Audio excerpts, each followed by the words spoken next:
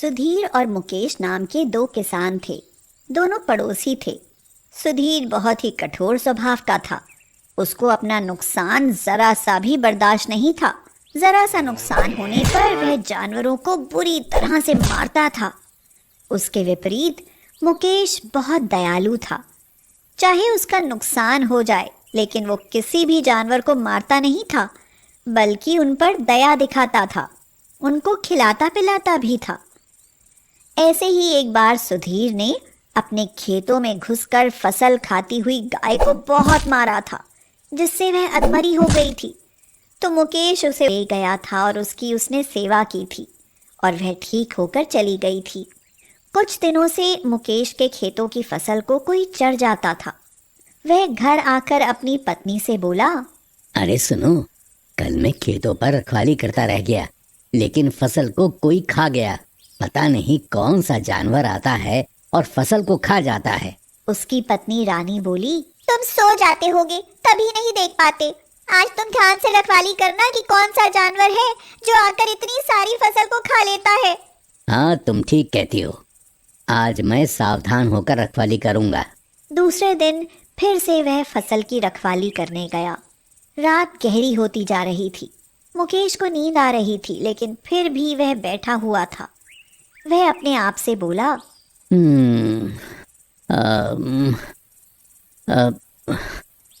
नहीं, चाहे कुछ भी हो जाए, मैं सोऊंगा नहीं। आधी रात के बाद ठंडी ठंडी हवा चली और उसको नींद आ गई। वह सो गया। दूसरे दिन जब वह जागा तो फसल को कोई जानवर खा गया था। वह घर आया तो रानी ने उससे पूछा, पता चला कि कौन फसल को खा लेता है? मुकेश सिर झुकाकर बोला, नहीं, मुझे आज भी पता नहीं चल पाया। मैं आखिरी पहर में सो गया।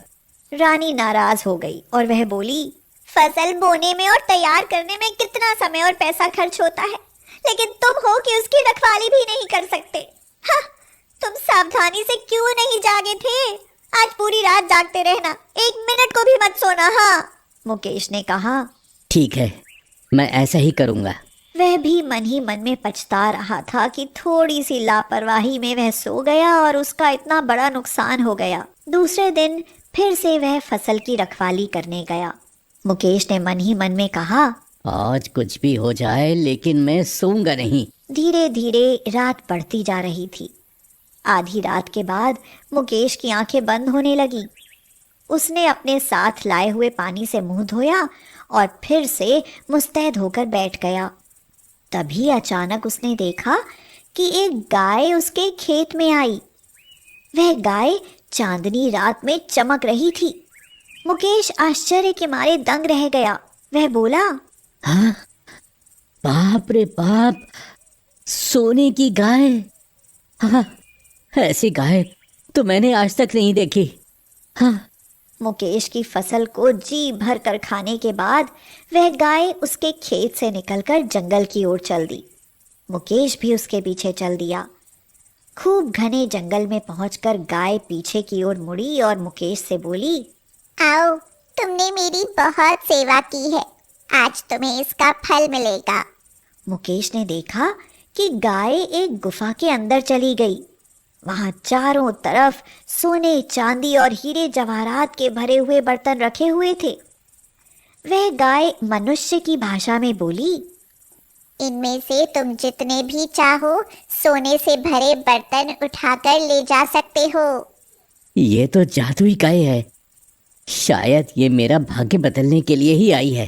तुम एक बहुत नेक और दयालु इंसान हो, इसका तो तुम्हें फल मिलेगा ही। मैं तुम्हारे खेत में रोज खाने के लिए आया करूंगी और तुम रोज सोने से भरा घड़ा ले जाया करना। मुकेश यह सुनकर बहुत खुश हो गया। उसने सोने से भरा हुआ एक बड़ा सा घड़ा उठाया और अपने घर को चला आया। रानी यह देखकर बहुत खुश हो गई। वह बोली, अरे बाप रे बाप, इतनी सारी धन दौलत, अब तो हम बहुत अमीर हो जाएंगे। मुकेश ने कहा, अरे ये उसी सोने की गाय ने दिया है, किसी से कहना मत।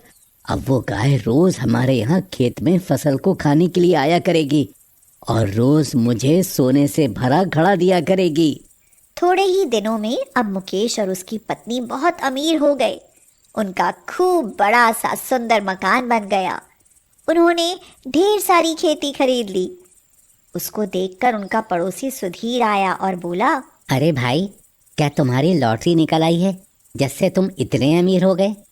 अरे मुझको भी वो तरकीब बता दो तो मैं भी अमीर हो जाऊं। अरे मेरे खेतों में एक सोने की गाय घास चरने के लिए आती है, उसी ने मुझे सोना दिया है, तो फिर वो मेरे भी खेतों में आएगी। लेकिन मैंने तो अपने खेतों में ब्लेड वाले धारदार तार लगा रखे हैं जिससे जानवर कट जाते हैं। मैं आज ही वो तार हटा देता हूँ। सुधीर ने वो सारे तार हटा दिए और आराम से रखवाली करने के लिए बैठ गया। आधी रात को वह सोने की गाय उसके खेतों में चरने के लिए आ गई। यह देखकर सुधीर बहुत खुश हो गया और बोला, अरे वाह, मजा आ गया। अब तो मुझको भी दौलत मिलेगी, मैं भी अमीर हो जाऊंगा। जब गाय चलने लगी तो उसके पीछे पीछे सुधीर भी गया। जंगल में उसी गुफा में पहुंचकर गाय मुड़ी और बोली, आओ तुम्हारा स्वागत है। याद है, तुम वही इंसान हो जिसने मुझे इतना पीटा था कि मैं तो लगभग मर ही गई थी, लेकिन मुकेश ने मुझे बचाया। तुम्हें भी तुम्हारी करनी का फल मिलेगा। यह घड़ा है, इसे तुम घर ले जाओ। सुधीर ने घड़े की ओर देखा। उस पर एक लाल कपड़ा बंधा हुआ था। उसने घड़े को उठाया और अपने घर में आ गया। कमरा बंद करके उसने घड़े को खोला। घड़ा खोलते ही उसमें से सैकड़ों मधुमक्खियां निकलकर उस पर टूट पड़ी और उसको कई जगह से काट लिया, जिससे उसका चेहरा बुरी तरह से सूज गया। दूसरे दिन सुधीर मुकेश के पास आया और उससे गुस्से से बोला, तुमने मेरे साथ क्या धोखाधड़ी की है? मैं तो बच गया, नहीं तो मर जाता। मुझे जो उसने घड़ा दिया उसमें सोना नहीं था, बल्कि मधुमक्खियां भरी थी, जिन्होंने मुझे इतना काट लिया। यह सुनकर मुकेश ने कहा, भाई, तुमने लालच में आकर अपने खेतों से ब्लेड वाला तार हटाया। इस बीच में ना जाने कितने जानवर घायल हुए और कितने मर गए। मैंने तुम्हारे साथ कुछ भी धोखा नहीं किया। ये तुमको तुम्हारे कर्मों की सजा मिली है। यह बात सुनकर सुधीर बहुत पछताया और उसने कहा, हाँ यार, तुम सही कहते हो।